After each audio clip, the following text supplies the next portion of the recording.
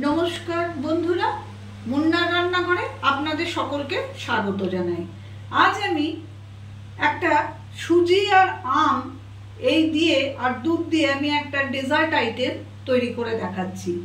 এটা করার জন্য আমার যা লাগবে, আমি মোটামুটি হাফ লিটারের মতো দুধ নিয়েছি, একটা বড় পাকা আমকে ছোট করে কেটে নিয়েছি, মোটামুটি 100 গ্রামের মতো আমি সুজি নিয়েছি, আর 70 গ্রাম থেকে 75 গ্রামের মতো চিনি আছে।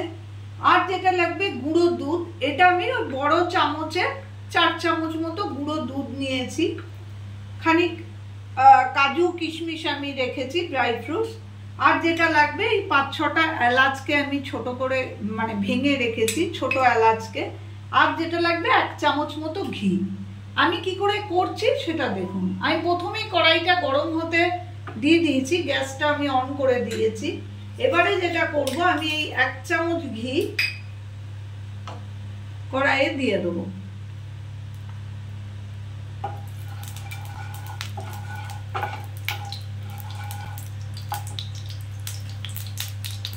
ঘিটা গরম হলে আমি সুজিটা এর মধ্যে দিয়ে দেবো। আগে আমি দুধ সুজি যেটা হয় সেটা আগে রেডি করে নিচ্ছি। তার মধ্যে আমি একটা কাজ করতে হবে, এইটাকে মিক্সিতে ঘুরিয়ে এটার একটা পেস্ট তৈরি করে নিতে হবে। প্রথমে আমি সুজিটা করে নিই, তারপরে ওইটা করে নেব। সুজিটা যখন আমি ঘিয়ের মধ্যে দিলাম, বাড়িয়ে বাড়িয়ে একটু লাল করে ভালো করে আমি সুজিটা ভেজে নেব।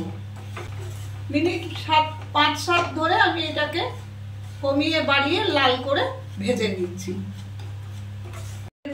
বন্ধুরা, আমি মিনিট 5 ধরে কমিয়ে বাড়িয়ে ভালো করে সুজিটা ঘিয়ের মধ্যে ভেজে নিলাম। দেখুন আমার সুজির রংটা কিন্তু পুরো চেঞ্জ হয়ে গেছে, লাল লাল করে একটু ভালো করে ভাজতে হবে। আর আমি যে হাফ লিটার মতো দুধ নিয়েছি, এটা কিন্তু আমি আগে ভালো করে ফুটিয়ে রেখেছি। এবারে আমি যেটা করব, আমার সুজিটা প্রায় হয়েই এসছে, একটু ভালো করে ভেজে নিতে হয়, তাহলে এটা খেতে আরো ভালো হয়। এবারে আমি গ্যাস ওভেনটা আমার কমানোই আছে, আমি এবারে আস্তে আস্তে এই দুধটা এর মধ্যে ঢেলে দেবো।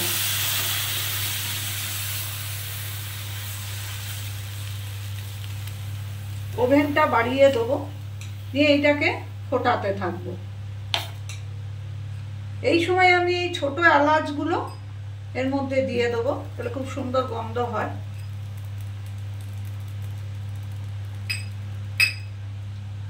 আর চিনি যেটা রেখেছিলাম, সেই চিনিটাও আমি সুজির মধ্যে দিয়ে দেবো। আপনারা যদি একটু টেস্ট করে নেবেন, আপনাদের টেস্ট অনুযায়ী চিনিটা দেবেন। এবার আমি সুজিটাকে ফুটতে দেবো। যতক্ষণ না ঘন হয়ে আসছে, আমি এটাকে মিনিট 5-7 ধরে এটাকে এইভাবে নাড়তে থাকবো, আর এটা ফুটতে দেবো যতক্ষণ না এটা ঘন হয়ে আসছে। বন্ধুরা, যখন এইরকম সুজিটা হবে, একটু নরম থাকবে অথচ একটু শুকিয়েও আসবে, তখন আমি যেটা করব, আমি ড্রাই ফ্রুটস কটা দিয়ে দেবো, আর একটু রাখছি আমি ওপরে দেবো। আর এই যে গুঁড়ো দুধটা রেখেছিলাম, এটা আমি এর মধ্যে সুন্দর করে দিয়ে দেবো। আর এই সময় একটু নাড়তে হবে, না নাড়লে এটা দলা পাকিয়ে যেতে পারে।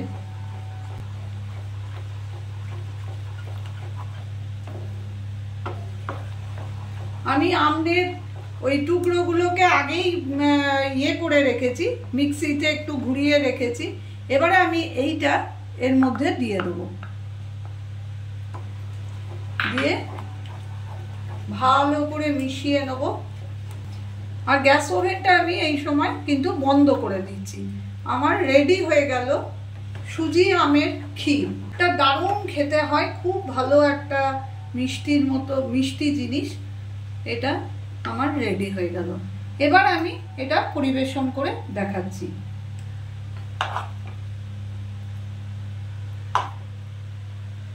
যেটুকু আর ড্রাই ফ্রুটস আছে আমি ওপরে এইভাবে দিয়ে দেবো, নিয়ে গার্নিশ করে দেবো।